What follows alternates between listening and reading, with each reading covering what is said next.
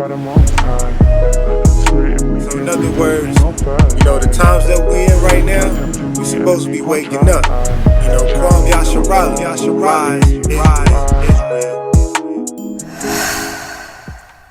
Welcome back, brothers and sisters, to another episode of True Black History, titled Israel's Migration Patterns. Prepare yourselves, because the truth is right in your face.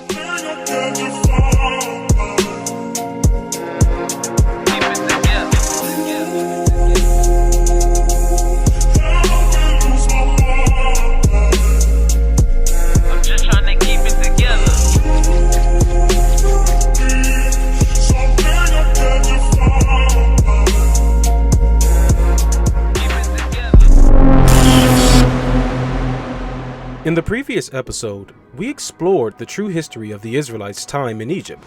Contrary to popular belief, we learned that the Israelites only lived in Egypt for 210 years. We also investigated a prophecy regarding the nation of Israel being brought back into bondage by ships. After a thorough examination, using a concordance for reference, we found that the Israelites were dispersed into slavery across the four corners of the earth. Although the information found was quite stunning, however, prophecy states that one day their Messiah will rescue them and return them to their homeland. The information presented so far may seem complicated or even frightening due to centuries of propaganda that have influenced your perspective. However, in this episode, we will take a closer look at the prophecy found in Deuteronomy 28 verses 68, which discusses the migration patterns of the Israelites. Let's begin. Now, in earlier episodes, we discovered how the Israelites were captured and sold into slavery by way of ships to the Americas. Additionally, the Israelites were not only scattered to the Americas as slaves, but they were also dispersed throughout Asia and the Indian Ocean during the trans-Saharan slave trade by the Black Arabs in the 7th century. According to American historian and author Robert O. Collins, born in 1933, died in 2008, he provides a scholarly explanation of the East African and Indian Ocean slave trade found in his famous novel called Uncovering the History of Africans in Asia. On page 69, and it reads, "The Greek mercantile presence in the Indian Ocean did not survive the dominance of Rome in the Mediterranean. But trade on the East African coast was continued as in the past by the merchants from Arabia, Persia, India, and China, who plied the waters of the Indian Ocean on the monsoon winds of the Sabian Lane. The Arabs brought goods from Asia, and cloth, porcelains, glassware, and hardware, and after the 7th century, Islam. They returned to Asia with ivory, gold, rhino horn, spices, and always, catch this, slaves, called Zanj or Zanj, aka blacks, for fields, mines, armies, and households. This is why they were used. The Zanj, aka Zanji, was a name used by medieval Muslim geographers to refer to both a certain portion of Southeast Africa, primarily the Swahili coast, and to its Bantu inhabitants. Now, who are these Zanji people, also known as Bantu inhabitants by the Arabs? First, witness. The African Mind in Health and Disease, a study of ethnopsychiatry published in 1953 by yours truly, the World Health Organization. On page 17, and it reads, "The Bantu Negroes, surprisingly.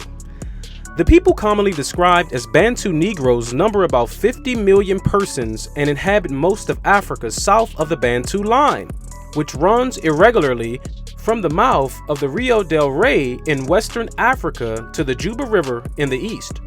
The title Bantu is primarily a linguistic one, and all the Bantu peoples speak kindred languages.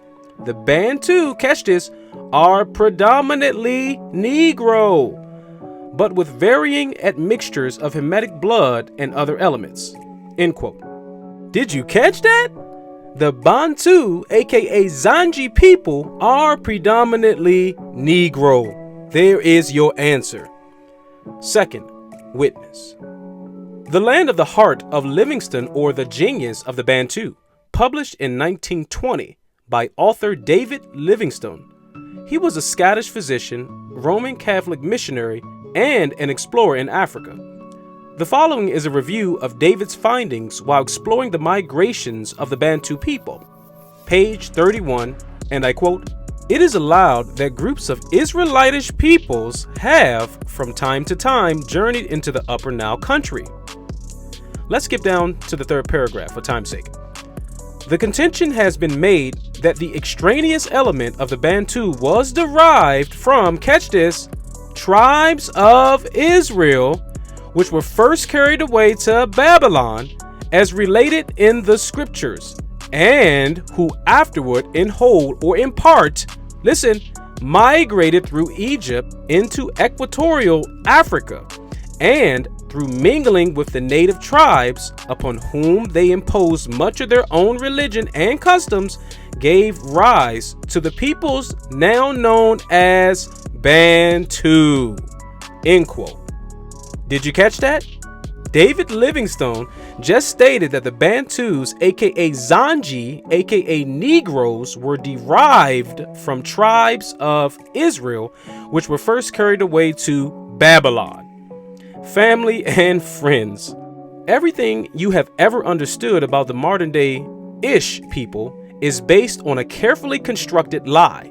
We have presented compelling evidence to support our argument. If you find it difficult to accept the information being presented, it is clear which side you have chosen to believe. So, during the trans-Saharan slave trade by the Arabs in the 7th through 19th centuries, Negroes were transported across the Sahara Desert and to different locations throughout the continent of Asia by way of ships. History has reported also Negroes were taken to the Western world by the Europeans between the 16th through 19th centuries by way of ships. Now, let's further expound on Deuteronomy chapter 28 verses 68 and help everyone to understand truly what it means. As it is written, Deuteronomy chapter 28 verses 68, "And the Lord shall bring thee into Egypt again with ships, by the way whereof I spake unto thee, thou shalt see it no more again. And there ye shall be sold unto your enemies, not friends, unto your enemies, for bondmen and bondwomen."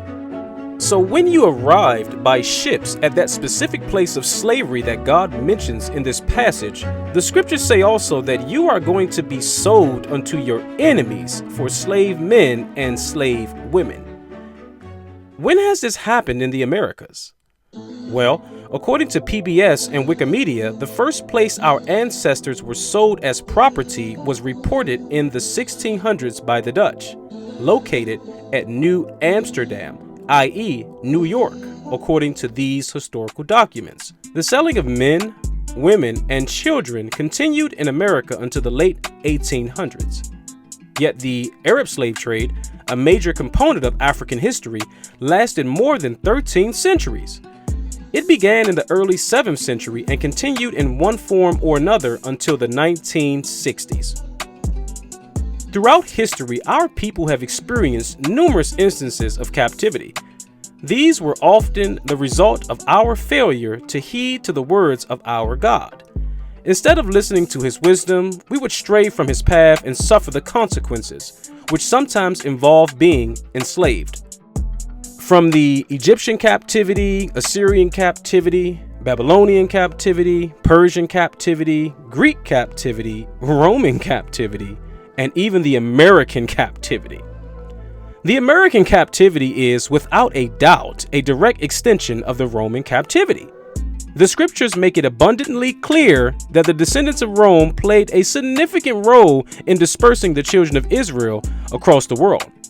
They will hold on to their power until our king returns to annihilate their existence. The prophet Daniel predicted this last beast or kingdom that will dominate the earth in the end times, and it can be unmistakably identified as 1. The fragmented nations of Europe, 2.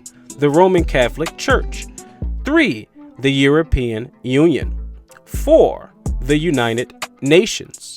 And 5. NATO, the North Atlantic Treaty Organization.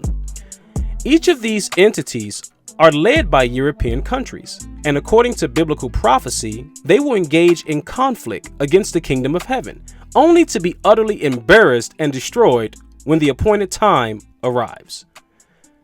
These are the same people who gave the entire world false religions, white Jesus, Sunday worship, the Old Testament is done away with, you can eat whatever you want, better yet, you can do whatever you want, and there's no repercussions for your actions. Is it starting to make sense now? I hope so. Well easy. You see, we've managed to serve just about every superpower that ever existed. Matter of fact, it got so bad to the point where Jeremiah the prophet wrote, "Is Israel a servant? Is he a homeborn slave? Why is he spoiled?" Or in other words, why is he taken advantage of? This question was written by Jeremiah, reflecting on why the Israelites continually fell into slavery. The reason lies in their defiance as a nation toward God Almighty. As a result, the Most High would punish them and their descendants with slavery. Their enemies would enslave the people and treat them unjustly. This was part of God's design, meant to inspire the Israelites to cry out for forgiveness and return to Him with all their hearts. Subsequently, this would lead to judgment against the nations that had oppressed and mistreated His children. The curses placed on the children of Israel would then be reversed and placed upon their enemies. Those in power understand the truth of these words, which is why they are using various platforms to keep God's children in sin. Through music, movies, social media, politics, religion, and more. The strategy is one of divide and conquer. This is an attempt to prevent God's judgment from reaching their doorstep. However, it will ultimately be ineffective. Family and friends, this is the final captivity before Yahshua returns to destroy the heathen nations. This is what we are all currently awaiting, for the book of Revelations to be fulfilled. For behold, the Lord will come with fire, and with his chariots like a whirlwind, to render his anger with fury, and his rebuke with flames of fire. Son Yahshua, rise, Israel.